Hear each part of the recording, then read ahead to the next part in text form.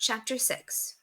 After such an eventful morning, Penelope was in need of peaceful, calming pursuits. She looked forward to a bit of poetry read aloud, some quiet work on the children's journals, and possibly a nap, if the Incorrigibles could be persuaded. But she and the children returned to find number 12 Muffinshire Lane in an uproar.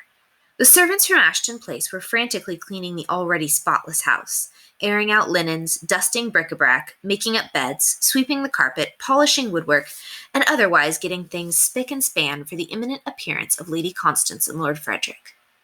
The hubbub was at such a fever pitch that even Miss Clark couldn't hold still long enough to say a proper good morning to Penelope and the children, though she had scarcely seen them since their arrival at London.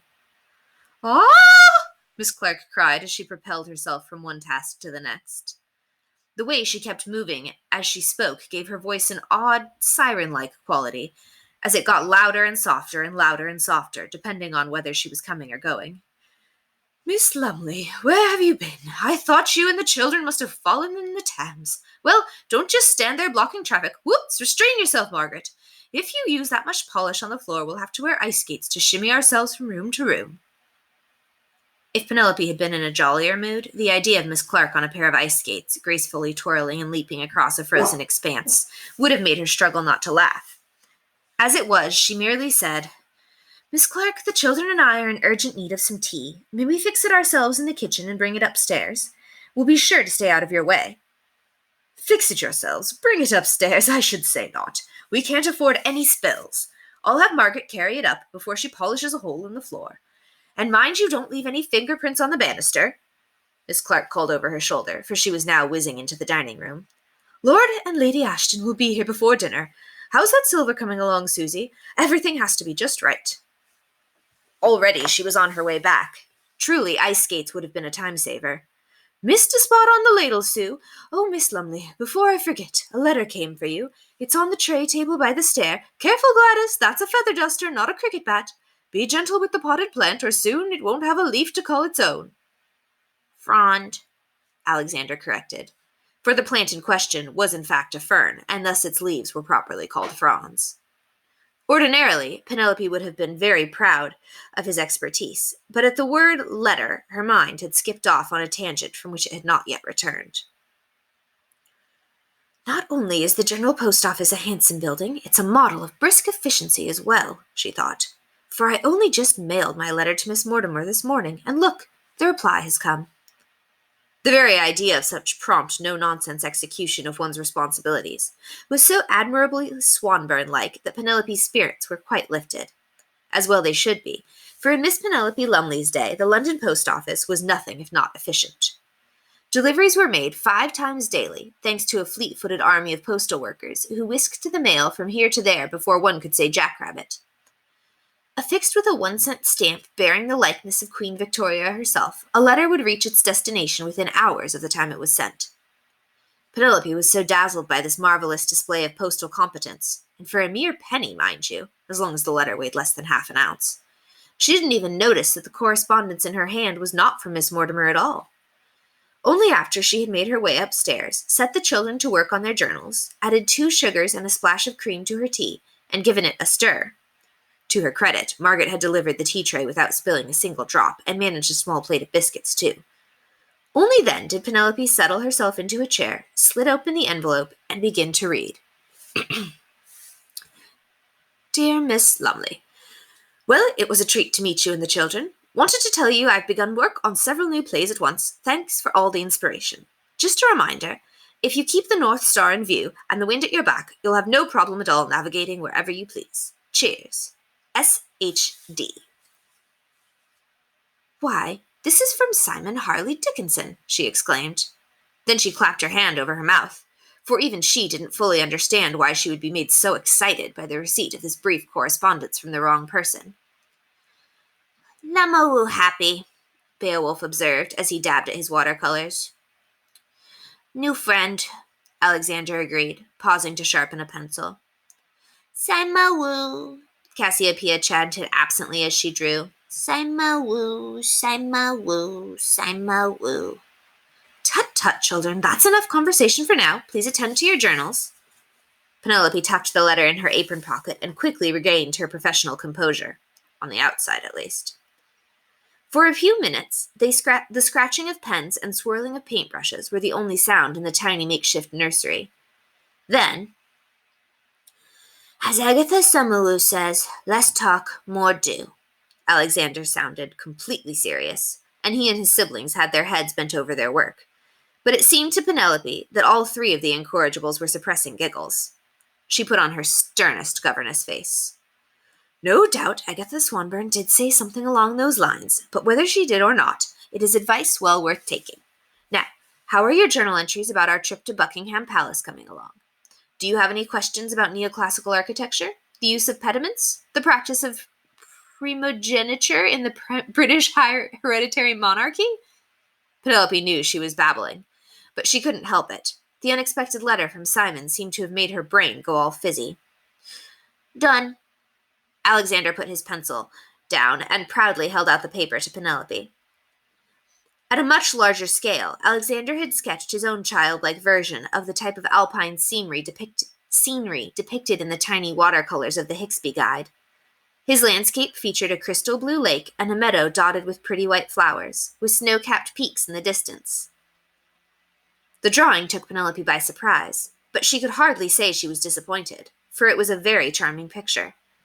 Alexander, how delightful, she said warmly. When I look at this, I feel I can smell the fresh mountain air. She demonstrated this by sniffing. See, it's so vivid as to seem almost like a familiar place to me.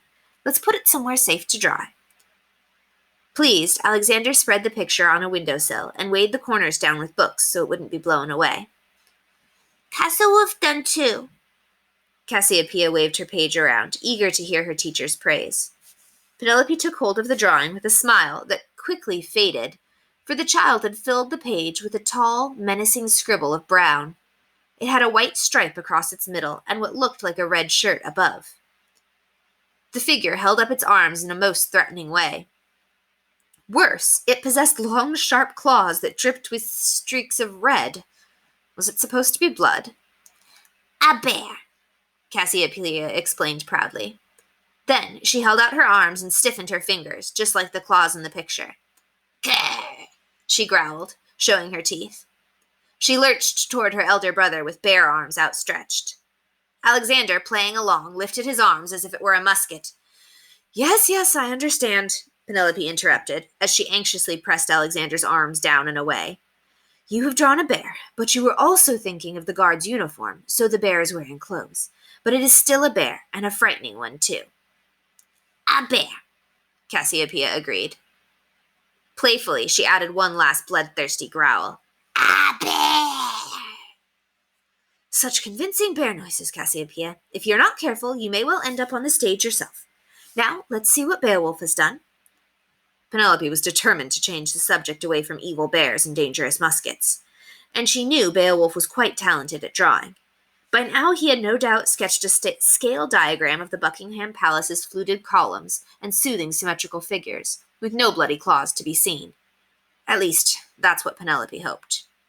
Not finished, he said humbly, then shrugged and held out the page. Beowulf's picture was far more elaborate than those of his siblings, and it did need a bit more work coloring in the background, but the gist of it was on full, frightening detail. In the sky, a full moon, its eerie glow partially obstructed by dark, swirling clouds. In the foreground, the dense, ferny undergrowth of a forest, bordered by a few gnarled tree trunks rising upward. In the center of the page, an old woman, wrapped in a cloak. Her mouth hung open in a leering smile, and her teeth were large and razor-sharp, with a prominent set of gleaming white incisors. From the back of her shroud-like garment poked a long, wolfish tail. Cassiopeia and Alexander clapped and barked with admiration, but Penelope's skin went cold. Is that the old woman we met yesterday? She asked, already knowing it must be. The likeness was remarkable, except, of course, for the teeth and tail. Beowulf nodded. The hunt is on, he said. At the remark, both his siblings sank into defensive crouches and began to whimper. Why, Beowulf, whatever do you mean? Penelope asked, looking with alarm at her three suddenly anxious pupils. The children didn't answer, at least not directly. Oh, They began to cry softly. Oh! Oh! The howls quickly gained in volume, which prompted Penelope to jump up and close the windows. Although she had little experience of city life, she was quite sure that 3 children baying and barking at full throttle would not be a welcome addition to the neighborhood. Returning to her chair, she drew the Incorrigibles close to her and tried her best to sound reassuring. What a marvelous imagination you have, Beowulf, to invented a scene so dramatic and frightening. Of course, the woman was real enough, she went on. But the teeth and tail and that ominous moon, these are only make-believe, so there's no need to be upset. The children did not look convinced.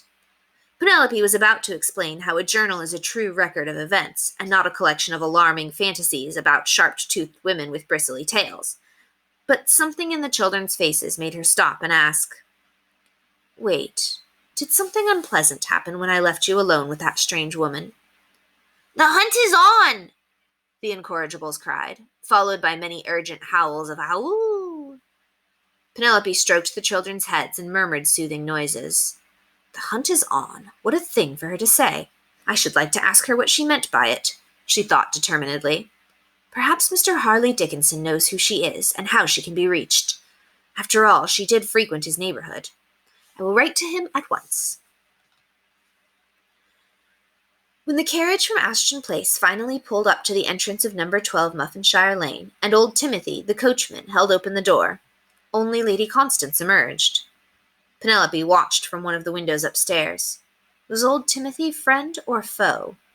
She still suspected that he might have been the culprit who released the squirrel in at the holiday ball, in order to provoke the children into wolfish fits.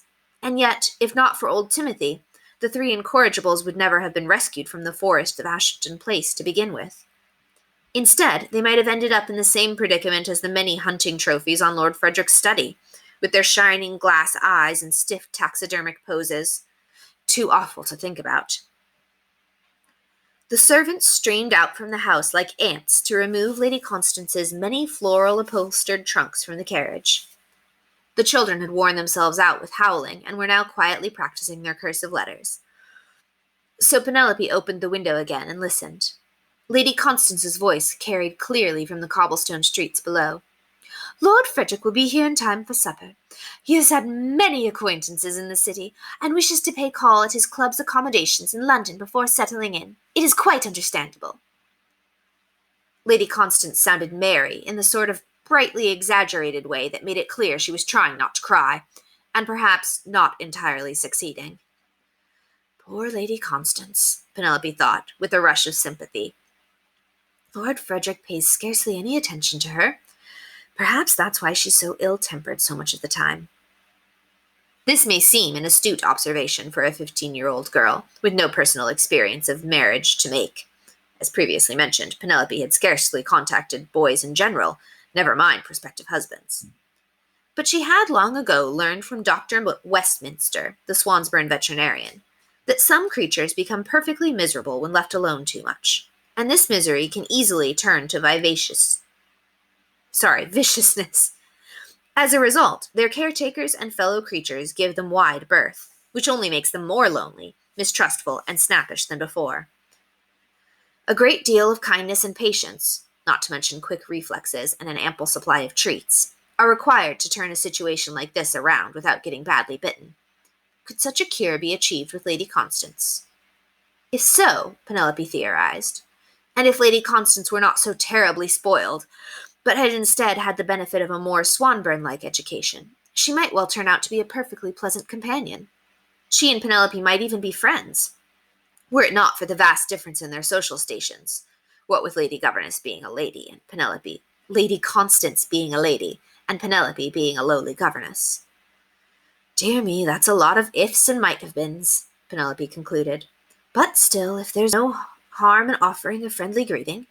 Today she will be tired from her long journey, but perhaps tomorrow, after I've done with the children's lessons for the day, I will go downstairs on some pretext or other and see if I can engage Lady Constance in pleasant conversation. It would be the kind and generous thing, the Swanburn thing, to do.